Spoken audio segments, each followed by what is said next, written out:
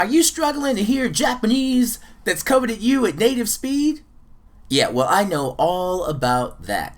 So what we're going to do today is we're going to take a closer look at a very popular Japanese self-study system that just might help you out.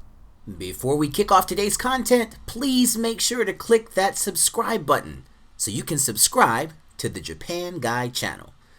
And also, make sure to click the notification bell to find out when fresh new content comes out each and every Friday.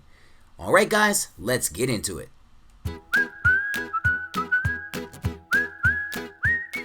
Hey, do you ever feel like listening to native speed Japanese makes you feel like this? Or this? Well, you ain't the only one. Well, today, guys, let's take a closer look at JapanesePod101. And that's a product that I'm currently using to become a better Japanese listener. So let's take a look at some of the pros, some of the cons, and hopefully by the end of the video, you'll have a better idea of whether or not it's right for you. One quick housekeeping item before we start the review. Yes, I am an affiliate for JapanesePod101. What the hell does that mean? What it means is that if you click one of my links and you go over to JapanesePod101 and you make a purchase, yes, I do earn a commission. And I wanted to be very upfront and honest about that. But as I mentioned earlier, I am currently using JapanesePod101. So that means I do pay a monthly fee for that service. And I wouldn't be recommending or probably even reviewing this product if I didn't think it would genuinely help you. Whew! Now that that's done, let's do a deep dive into JapanesePod 101. My very first pro for JapanesePod 101 is really simple. It delivers. It delivers. Alright guys, it's truth time. When I first heard about JapanesePod 101, my first thoughts were that it was going to be some scammy ass rinky-dink product that somebody had just thrown together to make a quick online buck. Oh God, I guess it's gonna be another scam. But once I actually got in there and tried JapanesePod 101, it completely exceeded my expectations. I thought JP 101 was well laid out, it was well thought out, and the lessons were really high quality. So I tested by just taking one of the intermediate lessons to kind of see where I was. And that one intermediate lesson that I took made me realize, A, that I was getting great value for what I was paying, and B, maybe my listening wasn't as good as I thought it was. And there was all kinds of stuff in there that I found was really useful. There was stuff about tenses that I was kind of struggling with or shaky on. There was stuff about honorifics, keigo, and just so many other things that I just found so useful. My second pro for JapanesePod 101 is line-by-line audio. And I know they market this thing pretty heavily, but it is so useful. And it's probably my favorite thing about JapanesePod 101. Alright, maybe somebody listening will fill me on this.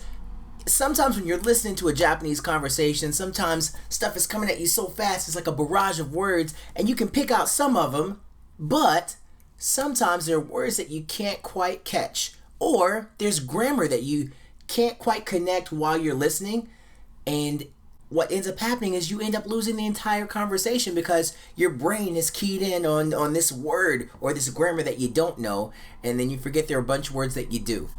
So that's where line-by-line audio becomes really useful, because you can pick out those words that you don't know, you can pick out the grammar points you don't know, and then once you go through and listen to it line by line, you can go back and re-listen to the whole conversation and understand everything in context, and it's beautiful. And my third pro about JapanesePod 101 is PIFT. Okay, P-I-F-T. That just stands for practical, interesting, and funny topics. I find personally that when I'm not interested in a topic, or if I don't feel like I can apply it in the real world or something like that, it's harder for me to stay motivated to keep doing it. And with JapanesePod, one of the things that really hooked me was it was things that I was using in my everyday life. Like something as simple as ordering a pizza here in Japan, or like sometimes when you're working a lot, you're not at home to pick up packages, so you'll get that redelivery notice. There is a great Absolutely fantastic lesson on redelivery notices. And I think I learned the word fuzai ren rakuhyo from Japanese Pod 101. I remember that. And topics that are interesting and or funny. Like I remember hearing one lesson about how this guy was trying to get back with his girlfriend because she just won the lotto. I'm going to say that information overwhelm is probably one of my biggest downsides to Japanese Pod 101.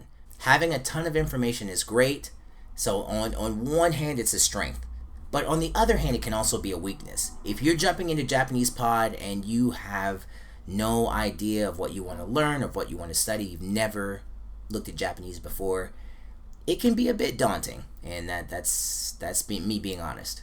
But one thing that Japanese Pod does to combat this is they have something called My Pathways. And My Pathways are just, it's a set of lessons that they've put together. It's like a roadmap that they've created for you, so that way you know what lesson to go to next and you don't get lost in all of that information. Okay, my second downside is really a minor one. And it's going to be the small talk between Japanese Pod staff members throughout the lesson. And it may be because of the language barrier between like American staff members and Japanese staff members at Japanese Pod. But sometimes jokes might fall a little bit flat or feel a little bit forced or might come across as a bit cheesy because of that barrier. But that being said, if you can get past that, the lessons themselves are amazing. For my last con with JPod 101, this is something to be mindful of.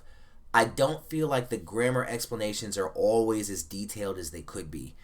So if it's a grammar point I'm really struggling with, JPod 101 isn't the go-to place. So even if I've listened to a grammar point on JPod 101, sometimes I find myself going to one of my textbooks that might explain it in a little more detail if it's a tougher concept.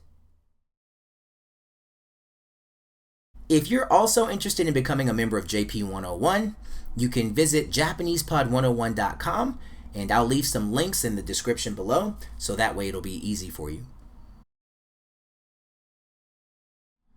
JP 101 has 3 levels: Basic, Premium, and Premium Plus, and in the interest of time, we're just going to take a look at the Premium Plus, or the mid-range option. This one is going to be slightly more expensive because you have more features offered to you. And you get access to pretty much everything with Japanese Pod 101 on the premium subscription. And it's currently the one that I'm using. So by default, it's at the $240 every 2 years plan.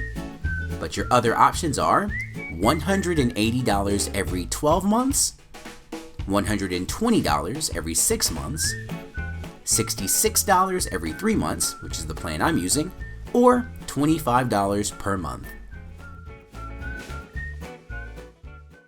This system is for you if you're trying to really improve your listening, improve your grammar, and improve your vocabulary. Japanese Pod 101 is definitely geared towards the auditory learner. So if you're a big fan of popping some files onto your smartphone and then listening on the go, it is absolutely perfect for you. I'd probably say Japanese Pod isn't for the person who's looking for that Japanese magic bullet. Because magic bullets don't exist. Keep in mind that Japanese Pod is like a tool, or a collection of tools. Like any textbook, or like your Memorize, or Wanikani, or Anki. These are tools, and you're going to get out of it what you put into it. So if you decide to study Japanese Pod once every blue moon, or once every 2-3 months, guess what? You're probably not going to get a lot out of it. But for those people that use it properly, apply it regularly, and do consistent review, it can make a really big difference. If you're not an auditory learner, I'd probably say that Japanese Pod isn't for you. And as far as who it's for and who it's not for, I can't judge that for you, but a good thing about Japanese Pod is that they do offer a 7-day free trial, so it's a good way to test it out to see if their teaching style suits you. And to wrap this all up, guys, if I were to give Japanese Pod 101 an A through F grade like the ones we got in school, I would give it a very strong B+. And that's kind of like saying that's almost like 4.5 out of 5 stars. I know Japanese Pod 101 isn't for everybody, But if you're still on the fence and you needed a little more info, not to worry. I've written a longer, more detailed review over at thejapanguy.com, so if you're interested in checking that out, you'll find a link in the description box below, along with a free demo lesson of Japanese Pod 101 with me, if you're interested. Listening is only one part of the Japanese equation. There's speaking, there's reading, there's writing, there's grammar, and all other kind of little nuances associated with each of those. But if you're interested in improving your Japanese this year, and finding a community of other self-study learners just like you, please join me at Japanese Mavericks, and I'll leave a link in the description to that as well. If you enjoyed this video, let me know about it by hitting that like button, subscribing, commenting, and sharing. It really helps me out. Well, thanks for watching, and I'll see you in the next video, guys. Bye.